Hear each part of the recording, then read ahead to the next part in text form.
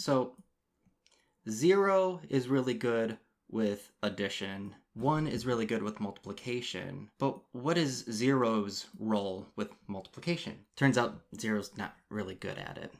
There's actually a specific property that says 0 sucks at multiplication, and it's called the zero product property, which makes sense. We have the number 0. Product is the formal vocab word for the end result of a multiplication problem, and we're talking about properties. Properties? No, just one property. There's only one zero product property because there's only one 0. The identity is actually unique. There's no other number besides 0 that has this property within addition. Same thing with 1. There's only one number within multiplication that has this, and it is the number 1 because it's the loneliest number. Within everything that has an inverse and an identity, that identity is unique within that realm of math.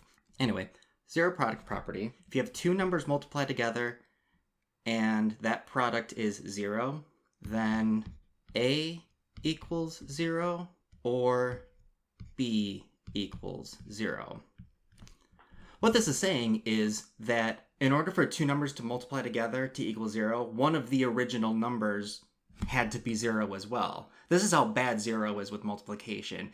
It is part of a multiplication problem, and then it just says, I don't know what to do. I'm really good at addition. Let's just blow it all up. So for instance, 5 times 0 is just, it's equal to 0. It really doesn't know what to do. And that's just multiplication. 0 has even more problems with the inverse operation of multiplication, which is division. Yep.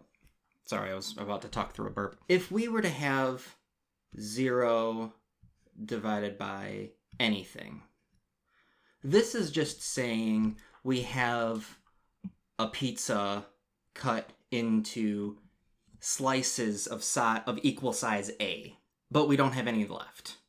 The whole pizza's gone. There's no slices left, no matter how large they were. And that's fine. This is the same thing as multiplying 0 times 1 over A, which just follows in with the zero product property. Because this is how we multiply whole numbers and fractions together, if you remember. But there's a completely different story when we try to divide by 0. Anything divided by 0. Don't do this. Don't do that. Do not try to divide by 0. In my most difficult classes in undergrad, they specifically went out of their way to really make sure that you're not dividing by 0. You can't do it. It's not possible. Stop trying. Don't do it. It's not even that this has an answer. This question can't even exist. It's not equal to anything. You can't even say it does not exist.